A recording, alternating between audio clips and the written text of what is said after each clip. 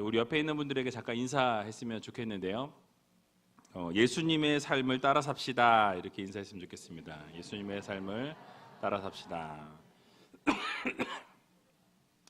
여러분 특별 새벽기도회 하시느라 피곤하시죠? 아니라고 하신 분들은 안 나오시는 분들이 아닐까. 농담입니다. 나오시는 분이 아니요라고 얘기하시게 뭐 알고요. 이 특별 새벽기도회 때는 제가 이렇게 보니까 수요 예배 때 인원이 줄더라고요. 특별 새벽기도회를 수요 예배로 대신 생각하시는 것 같아요. 근데 아닙니다. 특별 새벽기도회는 특별 새벽기도회고 수요 예배는 또 수요 예배예요. 다른 예배이기 때문에 내가 특별 새벽기도를 나오니까 수요 예배는 제껴도 된다라는 마음을 가지고 있는 분이 혹시 주변에 계시면 알려주세요. 분명히 다르다고. 그래서 오늘 본문의 말씀을 가지고요, 이방인을 향한 하나님의 뜻이라는 제목으로 함께 말씀을 나누도록 하겠습니다. 특별 새벽기도회가 진행되고 있습니다. 여러분 참 피곤하실 텐데요. 최선을 다해서 또 예배에 참여하게 되면 하나님께서 분명히 여러분들의 기도 제목 가운데 함께 하시고 여러분들이 정말 소원하는 것, 바라는 것, 특별히 응답되어져야 될 기도 제목들 하나님께서 반드시 응답해 주실 걸 믿으시고 열심히 하나님 앞에 한번 몸부림쳐 보세요. 이번에 아니면 안 됩니다. 이거를 딱 하나님 앞에 결단하고 나와서 하나님 앞에 예배할 때 하나님께서 반드시 들어주신다라는 것 여러분들 기억하셔서 하나님께 예배하고 기도해서 꼭 응답받을 수 있는 여러분들이 다 되시기 바랍니다. 지난주에 드린 말씀을 좀 정리하자면, 지난주는 이제 저희가 찬양을 들었죠. 평상시 오던 숫자보다 거의 배가 왔어요. 160명이 넘게 왔더라고요. 얼마나 셈이 나던지. 오늘 이제 그런 내용이 나와요. 누가 설교할 때는 요만큼밖에 안 오는데 누가 설교하니까 이만큼 나오고, 콘서트를 매주 해야 될 것 같아요. 160명씩 막 나오게. 농담이고요. 그래서 지난주 말씀을 잠깐 정리하면 이신칭의 교리에 대해서 바울이 설교하게 되는 것에 대해서 말씀을 드렸습니다. 그래서 믿음으로써 의롭다 칭함을 받는다. 이게 이신칭의예요. 또는 이신득의라고 이제 이야기하는데요. 그래서 믿음으로 구원을 얻는다라는 말씀이죠. 예수를 통해서 많이 구원받게 되고 예수를 믿음으로써 의롭게 된다라는 이 설교를 이 바울과 바나바가 그 유대 회당에 있는 사람들에게 복음을 증거하게 됩니다. 예수님을 대신 거부하게 되면 심판이 임하게 되고 하나님의 영광에 이르지 못한다라는 것을 말씀하게 되죠. 근데 이런 말씀을 한 번도 들어보지 못했던 청중들이 이 예수 그리스도의 복음에 대해서, 정말 예수 그리스도를 믿으면 이 공로가 없어도, 율법을 그렇게 지키지 않아도 하나님께서 구원해 주신다라는 이 이야기가 그 유대 백성들에게는 상당히 어마어마한 타격으로, 어마어마한 충격으로 다가오게 되었다라는 것이죠. 그래서 그 사람들이 다음 안식일에도 이 말씀을 꼭 전해달라고 그렇게 부탁했다라고 성경은 말씀합니다. 그리고 예배가 폐회되었음에도 불구하고 유대인들이 이 바나바와 이 바울을 계속해서 쫓아다녔다라고 성경은 말씀하죠. 그 말씀은 무엇을 반증하는 것입니까? 정말 말씀이 그들의 그 귓가에 완전히 박혀진 거예요. 하나님의 복음의 말씀이 그들에게 박혀져서 정말 계속 쫓아다니면서 그 말씀을 다시 듣고자 하는, 그래서 그렇게 묻고 이렇게 듣고자 하는 그런 마음이 계속해서 일어나게 되었다라는 것이죠. 그래서 여러분 폐회가 되었음에도 불구하고 쫓아다닙니다. 왜냐하면 말씀을 사모했기 때문에 그렇다라는 거예요. 그래서 그렇게 말씀을 사모하던 그 사람들이 이제 다시 하나님의 말씀을 듣기 위해서 모이게 된 장면이 바로 오늘 본문의 내용입니다. 그래서 그 한 주 전에 있었던 말씀을 들었던 사람들과 그 말씀을 들었던 사람이 주변에 가서 말씀을 증거해서 이러이러하더라 저렇다더라 예수님을 믿으면 구원받는다더라 이런 이야기를 들은 사람들이 정말로 그런가 해서 모였다라고 성경은 말씀하고 있다라는 사실이에요. 오늘 본문 44절을 보게 되니까요, 이렇게 말씀하죠. 같이 한번 44절 읽어보겠습니다. 그 다음 안식일에는 말씀을 듣고자 하여 모이니. 아멘. 자, 그 다음 안식일은 지난 안식일 이후에 주가 지난 안식일이에요. 그때 온 성이 거의 다 하나님의 말씀을 듣고자 모였다라고 지금 성경은 말씀하고 있습니다. 여러분, 그동안 들어볼 수 없었던 하나님의 말씀을 듣기 위해서 온 성에 있는 사람들이 거의 다 모여서 회당에 앉아서 꼭 이 회당을 꽉 메우게 되었다라는 말씀이에요. 그러니까 지난번에 들었던 말씀을 그 성에 있는 사람들이 분명히 그 다음 안식일에 말씀을 해달라라고 청했죠. 어떤 말씀이었습니까? 바로 예수 그리스도를 믿으면 구원을 얻는다. 예수 그리스도를 통해서 의롭게 된다라는 이 복음의 말씀이었어요. 이신칭의에 대한 말씀이었습니다. 율법을 통해서가 아닌 정말 그 어떤 공로나 우리의 노력이나 최선을 다해서 얻어진 구원이 아닌 예수 그리스도를 믿는 믿음으로 구원을 얻는다라는 그 기쁜 소식을, 그 복된 소식을, 복음의 소식을 듣고 그들이 그 은혜로 선물로 주신다는 것이 충격적인 말씀으로 다가오게 되었고, 결국 그 말씀을 다시 듣기 위해서 회당에 지금 모였다라고 성경은 말씀하죠. 여러분, 여기서 우리는 깊이 좀 깨달을 필요가 있습니다. 하나님의 말씀을 들으면 들을수록 하나님께서는 놀라운 것으로 깨닫게 하신다라는 사실이에요. 돌이키게 하는 놀라운 능력과 힘이 말씀 가운데 있다라는 사실이죠. 그래서 말씀을 들은 사람들 뿐만 아니라 그 말씀을 전에 들은 사람들까지도 많이 모여서 그 자리를 꽉 메우게 되는 것을 우리는 보게 됩니다. 한 주간이 지나고 말씀을 얼마나 사모했는지, 듣기 원했는지 다음 안식일이 되어서도 엄청난 사람들이 모여서 말씀을 듣기 위해 그 자리에 앉아 있었다라는 것이죠. 여러분, 그렇습니다. 하나님의 말씀은요, 힘과 능력이 있습니다.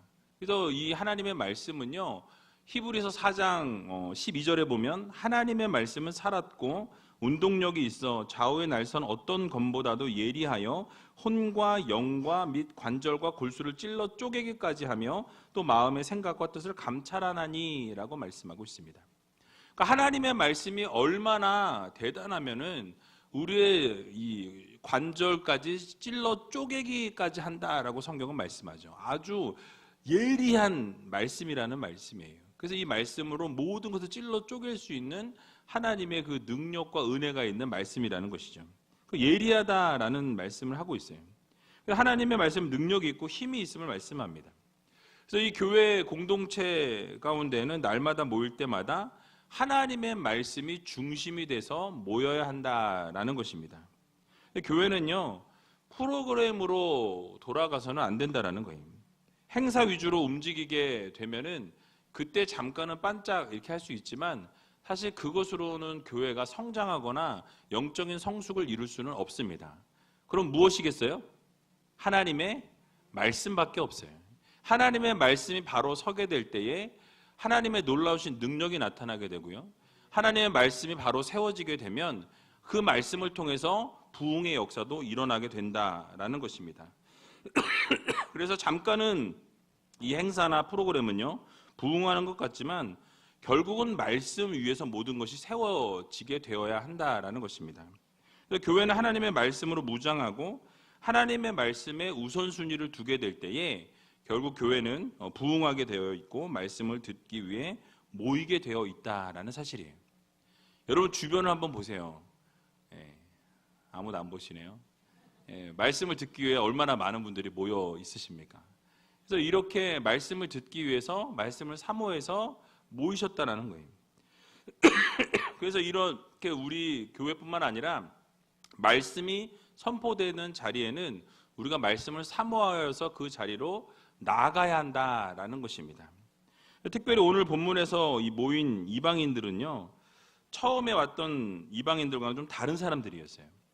어떤 사람들이었냐면 지난주에 앞에서 전번에 말씀드렸던 이방인들은 경건한 이방인이었어요. 경건한 이방인은 무엇이냐면 결국 예수 그리스도를 이제 믿고 복음을 받아들여서 이제는 그러니까 그 유대교를 받아들여서 그들이 하나님을 믿는 이방인들이 경건한 이방인이었어요. 그들이 경건한 이방인들이 이제 그 복음을 듣고 나가서 다른 이방인들에게 복음을 증거하게 됩니다. 그래서 이 말씀을 들은 사람들이 그 가운데 오게 되었다라는 사실이에요. 극단적으로 말씀을 드리면 그 새로 들어온 그 이방인들은요, 세속에 완전히 찌들어 있던 그런 이방인들이었다라는 사실이에요. 경건이 무엇인지도 모르는 사람들이었고요. 그들은 구원에서 소외된 사람들이었고 구원을 받을 수 없는 사람들이 바로 그 자리에 모여 있었다라는 말씀이에요. 그런데 지난주에 사람들이 와서 이야기하는 것을 들어보니까 이 바나바와 바울이라는 사람이 복음을 증거했는데 그 복음을 들어보니까 우리가 율법을 믿지 않아도 그걸 따르지 않아도 예수 그리스도라는 분을 믿으면 구원을 얻는다더라, 이런 이야기가 삽시간에 퍼지게 되었다라는 것입니다. 행위와 관계없이 예수 그리스도를 믿으면 구원을 얻게 된다라는 이야기를 듣게 된 거예요. 그 메시지는 그들의 마음을 움직이게 되었고요. 그 귀가 번쩍 뜨이게 됩니다. 아, 정말로 율법이 없어도 분명히 유대교에서 얘기하는 것도 율법을 지켜야 하고 구원의 열쇠는 율법이라고 이야기하는데 그것이 아니라더라. 복음이 바로 예수 그리스도를 믿는 것이 구원의 시작이라는 이야기를 듣게 될 때에 그들이 이제 궁금해서 그 회당 안으로 다 들어오게 되었다라는 것입니다. 그 진리의 말씀을 듣기 위해 모였다라는 거예요. 바로 사막의 오아시스와 같은 말씀이었어요. 야, 그 행위가 없이도 정말 믿음으로만 구원이 얻는다는 것이 가능한가에 대한 것이 궁금해서 그 자리에 모였다라는 것입니다. 천국에 대한 소망을 가질 수가 없는 자들이 이방인이었어요. 그 당시에 여러분들 제가 자주 말씀드렸지만 유대인들은 이방인은 뭐 때문에 태어났다고 얘기했다고요? 지옥의 불쏘시개로 태어난 자들이다. 여러분들이 다 뭐로 태어난 거예요? 유대인들이 볼 때는 지옥의 불쏘시개로 태어난 사람들이에요. 그들은 그렇게 생각한다라는 거죠. 그래서 이 천국을 소유할 수 없는 자들인데 이제는 기쁨의 복된 소식이 들려지게 되고 천국에 대한 소망을 그들이 갖게 됩니다. 천국을 소유하고자 하는 마음이 생기게 되었어요. 그렇기 때문에 수많은 사람들이 자신의 귀로 들은 것을 확인하기 위해서 벌떼처럼 몰려들게 되었다라는 사실이에요. 어떻게 보면 참 순수한 면이 있습니다. 예수 그리스도를 믿기만 하면 구원을 얻는다. 그 이야기를 듣고 나도 구원을 얻고 싶어서, 나도 천국을 소망하기 위해서 예수 그리스도를 정말 믿어서 내가 영원한 천국을 한번 가보고 싶은 마음에 그 자리에 아마 모였을 거라고 저는 생각합니다. 복음이 무엇인지, 어떻게 하면 구원을 얻는지를 모르는 그 상황 가운데서도 옆에 있는 사람들이 한마디 한마디를 듣고 그 자리에 모이게 되었다라는 사실이에요. 불이 나갔네요. 얼굴이 까맣게 나올 텐데. 다시 들어왔네요. 그래서 이 복음을 듣고 순수하게 그 복음을 듣기 위해 나왔다라는 것입니다. 여러분, 우리도 이런 복된 소식, 예수 그리스도의 복된 소식, 하나님의 말씀이 선포되는 그 자리에 항상 준비된 마음으로 나가야 한다라는 것입니다. 여러분들이 인터넷으로 들으면 되지. 물론 인터넷으로 들어도 되죠. 그런데 그 현장에서 듣는 말씀하고 집에서 컴퓨터로 인터넷으로 듣는 말씀하고는 완전히 틀립니다. 정말 틀려요. 그래서 여러분, 말씀을 듣기 위해서 모여야 한다는 거예요. 여기서 설교하고 말씀을 듣는 가운데 아멘으로 화답하는 그것과 혼자 집에서 멀뚱멀뚱 앉아서 음료수 마시면서 먹을 거 먹으면서 인터넷 그냥 쳐다보는 거하고 같겠냐라는 거예요. 다르다는 것입니다. 이 자리에서 같이 말씀을 듣고 아멘하고 외치고 또 뜨겁게 기도할 때 함께 기도하는 그것과는 완전히 차원이 다르다는 거예요. 그래서 결국 그분 앞에 나와서 아멘으로 화답하고 말씀을 사모하는 자들에게 하나님께서 놀라운 은혜를 부어주신다라는 이 사실을 여러분들 모두 기억하시기 바랍니다. 결국 하나님께서 말씀을 통해 은혜를 주시고 그 삶 가운데 놀라운 소망을 허락해 주신다라는 이 사실을 기억하시고 날마다 하나님 말씀 앞에 언제나 나갈 수 있는, 그 말씀 앞에 설 수 있는 저와 여러분들이 다 되시기를 주님의 이름으로 간절히 축원을 드립니다. 자, 그런데 오늘 그렇게 순수하게 복음을 듣고 나오는 사람이 있는 반면에 또 어떤 사람이 있느냐? 바로 그 말씀을 시기하고 비방하는 사람이 있더라라는 거예요. 그러니까 말씀을 듣기 위해서 모여서 말씀을 사모하고 말씀이 정말 말씀하는 대로 순종하려고 하는 사람이 있는 반면에 또 그 말씀을 보면서 들으면서 시기하고 질투하는 사람이 있다라고 성경은 우리들에게 교훈하고 있습니다. 오늘 본문 45절을 보니까 이렇게 말씀하는데 우리 같이 45절 읽어보겠습니다. 유대인들이 그 무리를 보고 시기가 가득하여 바울의 말한 것을 변박하고 비방하거늘. 아멘. 자, 여기서 말하고 있는 유대인들은요, 바로 바울의 설교에 감동을 받고 바울과 바나바에게 호의적인 반응을 보였던 유대인들을 말씀하는 게 아니에요. 그런 사람들이 아니고 이 전통적인 유대인들을 말하고 있어요. 또 앞에서 가르치는 그런 지도자격의 유대인들을 말씀하고 있는 것입니다. 무엇이냐면 회당을 가득 채우고 있는 사람들을 바라보면서 시기가 가득 차 올랐다라는 거예요. 아까 말씀드린 것처럼 내가 설교할 때는 이거밖에 안 앉아 있었는데 바울하고 바나바가 설교하니까 어때요? 가득하게 메워쳤어요. 또 지난주보다 오늘이 어마하게 그 성중에 있는 사람이 다 모였다라고 말할 만큼 너무나 막 꽉꽉 들어찬 걸 보면서 그 마음 가운데 뭐예요? 시기함과 질투가 생겼다라고 성경은 말씀하고 있습니다. 그러니까 평상시에 자신들이 설교할 때는 그렇게 모이지 않는데 외부에서 온 이 바울과 바나바가 설교하는 모습을 보면서 많이 모이니까 이 시기와 질투가 끊이지 않았다라는 말씀이에요. 왜냐하면 이 이방인들이나 유대교를 믿는 자들이 유대교로 와야 되는데 어디로 가고 있어요 지금? 복음을 증거하는 예수 그리스도를 믿는 예수 그리스도 교회에 가고 있다라는 거예요. 그리고 자기들이 볼 때 어떻습니까? 저들이 이쪽으로 와야 되는데 어디로 가요? 절로 가요. 저 절이 아니고 절로 가니까 그러니까 자신들의 영향력이 감소되는 것을 느끼게 되고 위기의식을 느끼게 된 거죠. 그러니까 어떻게 됩니까? 결국 질투를 하는 거예요. 시기하는 거예요. 나에게 와야 될 사람들이 저쪽에 다 가는 것을 보면서 마음 가운데 시기함이 일어나고 질투가 부글부글 밑에서 끌어오르고 있었다라는 거예요. 그래서 그들은 어떻게 했습니까? 바울의 말한 것을 변박하고 비방했다라고 말씀하죠. 자, 여기서 바울이 복음을 증거할 때 변박했다라는 것은요, 대항하고 반박했다라는 거예요. 그러니까 바울이 뭐를 이야기하고 복음을 증거하고 말을 하면은 뭐 하는 거예요? 아니라고 그거 손 들고서 뭐예요? 자꾸 반박하는 거예요. 그거에 대해서 또 얘기하고 그렇게 해서 대항하고 반박하는 모습을 보여줍니다. 근데 이 변박하다라는 단어가 제가 자주 말씀드린 것처럼 미완료 과거 시제를 사용하고 있어요. 그러니까 미완료 과거 시제라는 건 뭐죠? 그 말이 끝나지 않은 거예요. 지속적으로 계속해서 또 변박하고 또 대항하고 또 틀렸다라고 말하고 계속해서 바울이 설교할 때 무슨 이야기를 하면 거기다 대고 저요! 이러고서 이제 또 변박하고 또 대항하고 또 반박하는 이것을 지속적으로 계속 반복했다라는 말씀이죠. 그러니까 비방하는 것은요, 또 인격적으로 헐뜯고 조롱했다는 말입니다.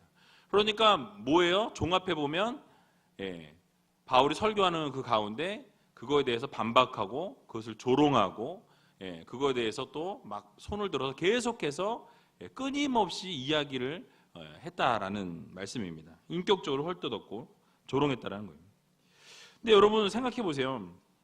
그렇게 반박했고 조롱했던 사람들이 누구였습니까? 유대 종교 지도자들이었어요. 그들은 누구를 믿는 사람들이죠?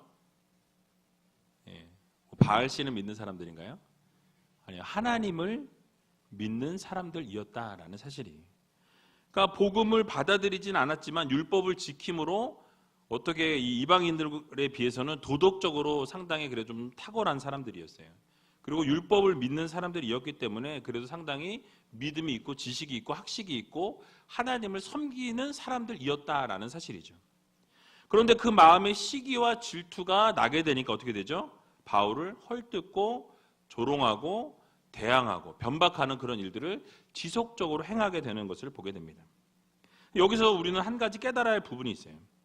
바로 이런 상황 가운데 있을 때 우리는 마음을 다스릴 줄 아는 그런 신앙인들이, 성도들이 되어야 한다라는 사실입니다. 여러분, 시기와 질투가 눈을 가리게 되면요, 우리의 믿음과 행함은 온데간데 없어집니다. 이 시기심으로 모든 것이 다 가리워져서 거짓과 비방과 헐뜯게 되고 조롱하는 모습으로 전락하게 된다라는 사실이. 여러분, 사울 왕을 한번 생각해 보세요. 다윗을 통해서 처음에 힐링을 하게 됩니다. 그 음악을 통해서 옆에다 두고 일부러 본인이 옆에 둔 거예요. 그런데 사울은 천천히요, 다윗은 만만이로다 막 이런 얘기를 들으니까 어떻게 돼요? 마음에 감히 어떻게 이런 일이 하면서 어떻게 되죠? 단창으로 사울을 다윗을 벽에 박으리라 하고서 막 던져요. 칼꽂기를 합니다. 이게 있을 수 있는 일이에요. 근데 시기와 질투가 일어나니까 그 마음에 보이는 것이 없는 거예요. 죽이고자 하는 마음이 생기게 되고 결국은 자신이 비참한 최후를 맞이하게 되는 것을 볼 수 있다는 것이죠. 여러분, 가인은 어땠죠? 하나님께서 자신의 제사를 받지 않으시고 아벨의 제사만 받으니까 어떻게 합니까? 동생을 쳐 죽였다. 쳐 죽이려면 어떻게 죽여야 돼요? 그냥 한 대 때리면 되나요? 안 되죠. 얼마나 그 시기와 질투가 컸으면 죽을 때까지 때린 거예요. 그죠? 그냥 때린 게 아니고 죽을 때까지. 그러니까 이런 말도 안 되는 일들을 저지르게 된 그 마음 가운데 중심에 뭐가 있어요? 시기와 질투가 있었다라는 것을 우리가 생각해 볼 수 있습니다. 그러니까 세상을 잘못된 시각으로 바라보게 하고요, 자신을 파괴하는 자리로 끌어가는 것이 바로 시기와 질투라는 거예요. 그러니까 바른 것을 바르게 보지 못하도록 하는 것이 바로 시기와 질투하는 마음입니다. 여러분들의 마음 가운데도 혹시 누군가를 시기하고 누군가를 질투하는 마음이 있다면 오늘 이 시간 좀 내려놓는 시간이 되었으면 좋겠어요. 왜냐하면 이 시기와 질투는요, 마음을 멀게 해요. 마음의 눈을 멀게 합니다. 그래서 뭐 생각지도 않은 시기가 일어나면은 그냥 아무것도 아닌 일에 뭐예요? 화를 내고, 막 신경질을 내고, 막 이렇게 비교하게 되고, 막 이런 일들이 비일비재하게 일어나게 된다는 거예요. 그래서 여러분, 잠언 14장 30절에 보게 되면요, 마음의 화평은 육신의 생명이나 시기는 뼈의 썩음이니라 라고 말씀하고 있습니다. 그러니까 마음이 화평하면은 이 생명을 주는데요, 마음 가운데 시기가 일어나면 뼈가 썩는다라고 말씀합니다. 그러니까 시기가 일어나니까, 질투가 일어나니까 막 걱정하고 막 뭐 가만히 있지를 못하는 거예요. 그러니까 막 부하가 나가지고 막 성질 내고 그 성질에 못 넘어가가지고 어떻게 돼요? 목 잡고 뒤로 가가지고 그런 일이 생기는 거죠. 야고보서 3장 16절에도 보면요, 시기와 다툼이 있는 곳에는 요란과 모든 악한 일이 있음이니라 라고 말씀하고 있습니다. 그러니까 시기하고 다투고 어떤 그런 마음 가운데 그런 일들, 질투가 생기게 되면요, 요란함과 악한 일들이 그 자리에 항상 있다라고 성경은 말씀하고 있는 것입니다. 결국 시기하고 질투하고 미워하는 마음은요, 화평을 깨트리게 되고요, 요란한 마음과 악한 일들을 가져오게 된다라고 성경은 우리들에게 교훈하고 있습니다. 그러면 우리는 어떻게 합니까? 어떻게 해야 되죠? 마음을 지켜야 돼요. 우리는 그 마음을 흔들리지 아니하고 말씀 가운데 뿌리를 내려서 그 마음을 지켜야 한다라는 것을 우리는 기억해야 합니다. 그래서 잠언 4장 23절에 무릇 지킬 만한 것보다 더욱 내 마음을 지키라. 생명의 근원이 이에서 남이니라 라고 말씀하고 있습니다. 뭐가 거기서 난다고요? 생명의 근원이 이곳에서부터, 마음에서부터 나온다라고 말씀합니다. 그래서 마음을 지키는 것이 곧 뭐를 지키는 거예요? 여러분들의 생명을 지키는 겁니다. 여러분들의 마음을 지키고 시기 질투가 일어나려고 할 때 그것을 잘 관리하여서 마음 가운데 그 모든 것들을 지키게 되면 여러분들 마음 가운데서 생명이 일어나게 되어 있다라고 성경은 우리들에게 교훈하고 있다라는 사실이에요. 신명기 4장 9절의 상반절에도 보면 오직 너는 스스로 삼가며 내 마음을 힘써 지키라 라고 말씀합니다. 뭘 지키라고요? 마음을 지키라는 거예요.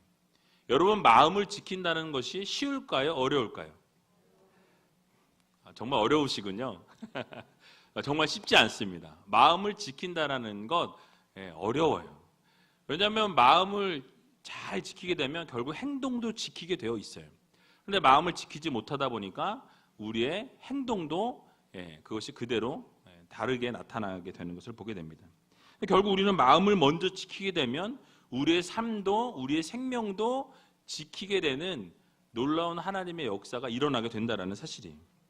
그래서 실수를 저지르게 되는 것이 마음을 지키지 못했기 때문에 실수를 저지르게 된다는 거예요. 이 질투와 시기를 다스리지 못해서 결국은 문제가 생기게 된다라는 말씀이죠.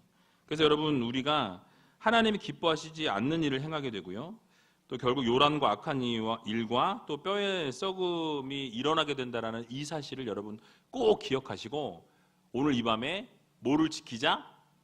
마음을 지키자. 마음을 지킬 수 있는 여러분들이 다 되시길 주님의 이름으로 간절히 축원합니다. 마지막으로 이렇게 유대인들이 이제 시기하고 질투하면서 바울이 이 반박과 비방이 끊이지 않는 것을 보면서 뭐라고 이야기하냐면요, 이렇게 선포합니다. 오늘 46절과 47절을 같이 한번 읽어보겠습니다. 바울과 바나바가 담대히 말하여 가로되 하나님의 말씀을 마땅히 먼저 너희에게 전할 것이로되 너희가 버리고 영생 얻음에 합당치 않은 자로 자처하기로 우리가 이방인에게 향하노라. 주께서 이같이 우리를 명하시되 내가 너를 이방의 빛을 삼아 너로 땅끝까지 구원하게 하리라 하셨느니라 하니. 아멘. 자, 지금 무엇을 강조하고 있습니까? 바로 유대인들이 복음 받아들이기를 어떻게 했어요? 거부했습니다. 거절했어요. 그러니까 너희들이 이렇게 거부하고 비방하게 되니까 하나님의 말씀이 먼저 유대인들에게 선포되는 게 맞지만, 너희들에게 전하는 것이 맞지만, 정말 그래서 유대인들에게 항상 보면 바울이 어디 가서 먼저 전합니까? 회당에 가서 말씀을 전해요. 회당에는 누가 모이죠? 유대인들이 모입니다. 그래서 언제나 복음을 증거하는 그 자리는 항상 유대인들이 모이는 회당이었어요. 그래서 처음에 유대인들에게 복음을 증거하지만 그들이 그 복음 받아들이기를 거부하게 되니, 그럼 그 다음 순서는 어디로 가요? 이방인들에게 갈 수밖에 없다라고 성경은 말씀합니다. 그래서 결국 하나님께서 구원을 베풀어 주셨고 영생을 얻을 수 있도록 길을 열어주셨는데, 그것을 받지 않기로, 그것을 합당하게 여기지 않기로 자처했기 때문에 우리는 어디로 향한다?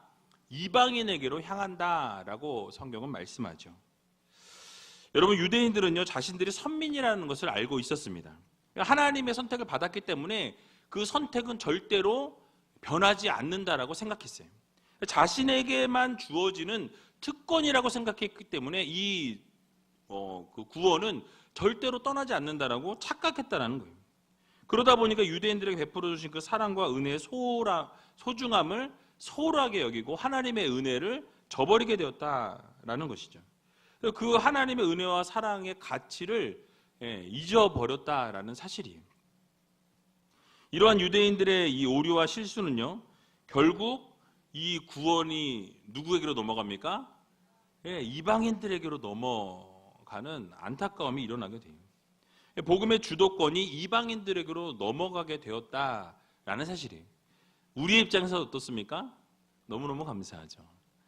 그렇게 넘어왔기 때문에 우리가 이렇게 복음의 테두리 안에 들어와 있게 된 것입니다.